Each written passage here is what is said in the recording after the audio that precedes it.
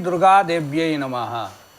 नवरात्र के समय या वर्ष में सभी दिन, जैसे कुल देवता सबके घर में रहते हैं, तो जगदम्बा को कौन सा प्रसाद अर्पित करने से जगदम्बा प्रसन्न हो जाती है, इसके विषय में देवी भागवत में आया है। चाहे वो नवरात्र हो या दैनिक पूजा, जो कुल देवता रूप में स्थित है जगदम्बा सबके घर में, उसको भी ये नैवेद्य अर्पित करना चाहिए। वो किस समय या किस तिथि को कौन सा नैवेद्य अर्पित करें, किस दिन, किस महीना में, इस तीनों का है। यानी किस महीना में कौन सा नैवेद्य दें, किस तिथि को कौन सा नैवेद्य दें, और क्या कहते हैं कौन सा दिन कौन सा नैवेद्य दें, ये तीनों का वर्णन जो है सो इसमें है। जैसे कि कहते हैं कि प्रतिपत्तिथि मासाद्य देवी माज्येन पूजयेत, यानी जगदम्बा को षोडशोपचार या यथोपचार पूजा करने के बाद उनको जो है घृत अर्पित करना चाहिए। मैंने घृत का नैवेद्य, गो घृत का नैवेद्य अर्पित करके घृतम दद्यात ब्राह्मणाय रोगहीनो भवेत सदा, और घृत जो है अर्पित करके जगदम्बा को और ब्राह्मण को अर्पित करना चाहिए, उससे मनुष्य रोगहीन होता है। द्वितीयायाम शर्करया पूजियेत जगदम्बिकाम, और दूसरे दिन उनकी पूजा करके शर्करा अर्पित करना चाहिए नैवेद्य रूप में। शर्करा अर्पित करने से क्या होता है, शर्कराम प्रददेत विप्र दीर्घायुर जायते, और वह शर्करा अर्पित करके ब्राह्मणों को जो है अर्पित कर देने से दीर्घायु होता है। तृतीया दिवसे देव्यर दुग्धम पूजन कर्मणि, और तृतीया दिन जो है दुग्ध अर्पित करना चाहिए तृतीया तिथि को। क्षीरम दत्वा द्विजाग्राय सर्व दुखातिगो भवे, जगदम्बा को दूध अर्पित करके और ब्राह्मण को दे देना चाहिए। उससे क्या होता है, तो सभी दुख से मुक्त हो जाता है। चतुर्थ्यम पूजने पूपा दे या देव्ये दुजाई च, और चतुर्थी को अपूपा माने मलपुआ आदि मलपुआ बना करके अर्पित करना चाहिए, और नैवेद्य देकर ब्राह्मणों को भोजन कराना चाहिए। अपूपा एवं दातव्या न विघ्नैरभिभूयते, इससे विघ्न से अभिभूत नहीं होता है। पंचम्याम कदली जात फलम देव्ये निवेदयेत, पंचमी तिथि को कदली फल माने केला जो है अर्पित करना चाहिए। तदेव ब्राह्मणे देयम मेधावान पुरुषो भवेत, और ब्राह्मण को अर्पित करना चाहिए, उससे मेधावी होता है। षष्ठी तिथो मधु प्रोक्तम देवी पूजन कर्मणि, और षष्ठी तिथि को जगदम्बा को मधु अर्पित करना चाहिए। ब्राह्मणाय च दातव्यम मधु कांतिर्यतो भवेत, और ब्राह्मण को दे देना चाहिए, उससे मधु के समान कांति हो जाती है शरीर में। सप्तम्याम गुड़ नैवेद्यम देव्ये दत्वा दुजाये च, और सप्तमी के दिन जो है सो गुड़ का नैवेद्य देना चाहिए, उससे क्या होता है, तो गुड़म दत्वा शोकहीन हो जायते द्विशतमा, गुड़ अर्पित करके शोकहीन होता है, और ब्राह्मण को अर्पित करना चाहिए। नारिकेल मथाष्टम्याम देव्ये नैवेद्यम अर्पयेत, अष्टमी तिथि को जगदम्बा को नारिकेल अर्पित करना चाहिए, और ब्राह्मणाय प्रदातव्यम, और ब्राह्मण को दान करना चाहिए। तापहीनो भवेन नर, इससे तापहीन हो जाता है। नवम्याम लाजमम्बा, ये नवमी तिथि को लावा अर्पित करना चाहिए। दत्वा सुखादिको भूयादि लोके परत्र च, लावा दे करके जो है इस लोक में और परलोक में भी है बहुत सुख प्राप्त होता है। दशम्याम अर्पयित्वा तो दिव्य कृष्ण तिलान मूले, और दसवीं तिथि को जो है कृष्ण तिल माने काला तिल अर्पित करना चाहिए। और ब्राह्मणाय दत्वा तो यमलोकात् भयम नहीं, और ब्राह्मण को दान करना चाहिए जिससे यमलोक का भय नहीं रहता। एकादश्याम दधी तथा, एकादशी तिथि को दही देव्ये चार्पयते तुझा, एकादशी तिथि को दही अर्पित जो करते हैं जगदम्बा को, ददाति ब्राह्मणा ये तो देवी प्रियतमो भवेत, और ब्राह्मण को जो अर्पित करता है वो देवी प्रियतम होता है। द्वादश्याम पृथुकान देव्ये दत्वाचार्याय जो ददेत जो बदेत, और द्वादशी तिथि को जो है सो क्या करते हैं, द्वादशी तिथि को भगवती को चिवड़ा भोग लगाए, पृथुकान्नम, द्वादशी तिथि को चिवड़ा भोग लगाकर आचार्य को अर्पित करना चाहिए। तानेव च मुनिश्रेष्ठ स देवी प्रियताम रजित, वह देवी के प्रिय हो जाता है। त्रयोदश्याम च दुर्गा, ये चनकान प्रददाति च, त्रयोदशी तिथि को चनक माने चना देना चाहिए। तानेव दत्वा विप्राय प्रजा संततिमान भवेत, और उसको ब्राह्मण को दान कर देना चाहिए, उससे जो है सो संततिमान होता है। चतुर्दश्याम च देवर्षे देव्ये शक्तुन प्रयच्छति, और चतुर्दशी तिथि को शक्तु अर्पित करें नैवेद्य, और ब्राह्मण को दान करें। दद्याद विप्राय शिवस्य दयितो भवेत, इससे महादेव के प्रिय होता है। पायसम पूर्णिमा तिथ्यम अपर्णाये प्रयच्छति, और अमावस्या और पूर्णिमा तिथि को पायस पायस जगदम्बा को अर्पित करना चाहिए और ब्राह्मण को भोजन कराना चाहिए। उससे पितृन उद्धरते खिलान, उससे उनके अखिल पितर को वह अथि कर लेते हैं, उद्धार कर लेते हैं। तत्तिथो हवनम प्रोक्तम देवी प्रीत्ये महामुने तत्तिथुक्त वस्तु नाम अशेषारिष्टनाम। इस प्रकार उस तिथि को जो आप वे तत्त वस्तु को अर्पित करते हैं तो उससे अखिल अरिष्ट, जितना भी अनिष्ट रहता है वो नष्ट हो जाता है।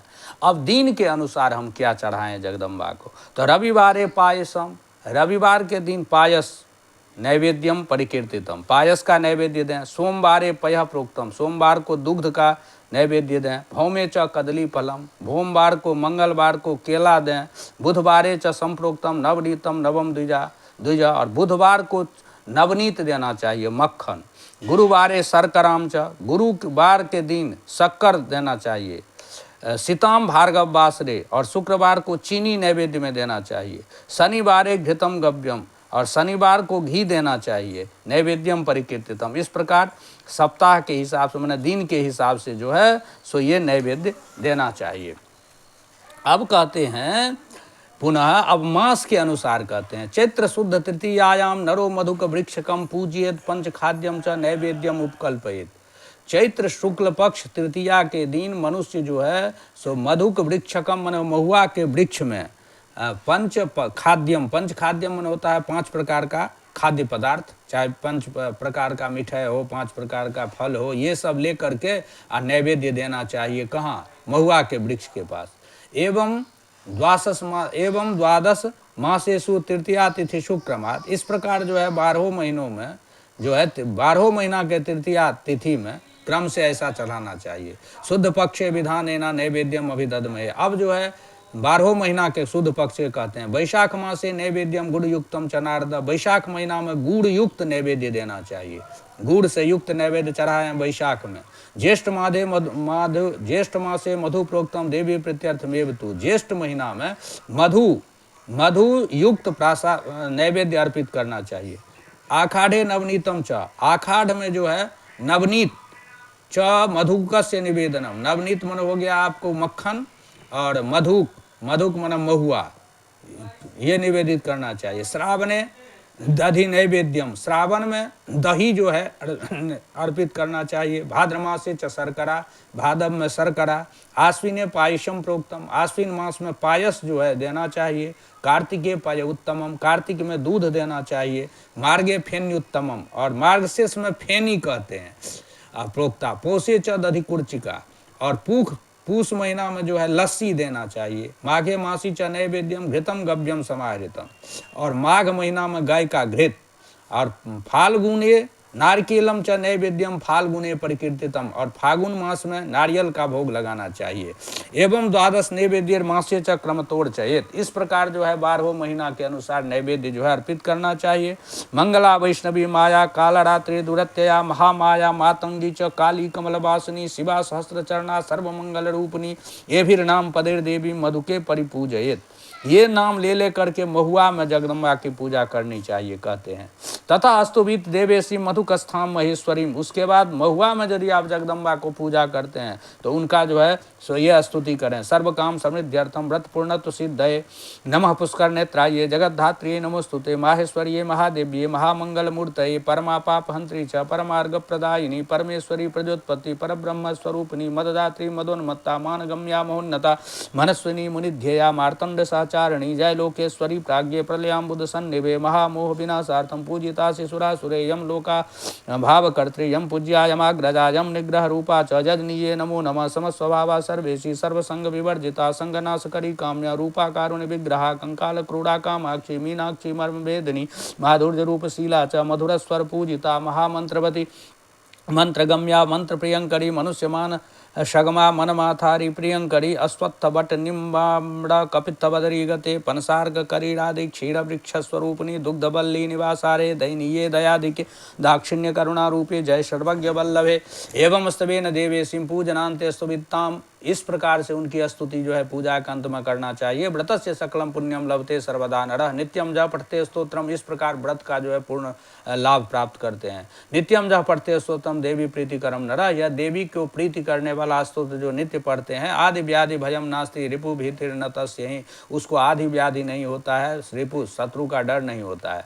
अर्थार्थी चार्थमाप्नोति, अर्थार्थी अर्थ, धनार्थी धन प्राप्त करता है, धर्मार्थी धर्म प्राप्त करता है, ब्राह्मण जो है वेद युक्त होता है, क्षत्रिय विजयी होता है, वैश्य धन धान्य से युक्त होता है, शूद्र जो है सुखी होता है। स्तोत्र में तत्छाद काले जह पठेत प्रेतो नर, और श्राद्ध के समय इस स्तोत्र को जो पाठ करता है तो पितृणाम अक्षया तृप्ति जायते कल्प वर्धते, तो उनके पितर को जो है अक्षय तृप्ति होती है कल्प पर्यंत। एवं आराधनम देव्या समुक्तम सुर पूजितम, तो कहते हैं इस प्रकार जो है जगदम्बा की जो है सो पूजा का विधान कहे। जह करोति नरो भक्त्या सदेवी लोक भाग भवे, जो मनुष्य भक्ति पूर्वक इनका पूजन करते हैं तो वह देवी लोक को जाते हैं। देवी पूजन तो विप्र सर्वे कामा भवंती ही, जगदम्बा के पूजन से सभी काम जो है पूर्ण हो जाते हैं। सर्व पाप हति शुद्धा मति रंते प्रजायते, और सभी पाप से रहित होकर के अंत में शुद्ध मति हो जाती है। यत्र तत्र भवेत पूज्यो मान्यो मान धने सुचा, और जगदम्बा की कृपा से वह यत्र तत्र पूज्य हो जाते हैं और सभी मान धनेसु मान्य सभी के द्वारा सम्माननीय हो जाते हैं। जायते जगदम्बाया प्रसादेन विरिंचिदा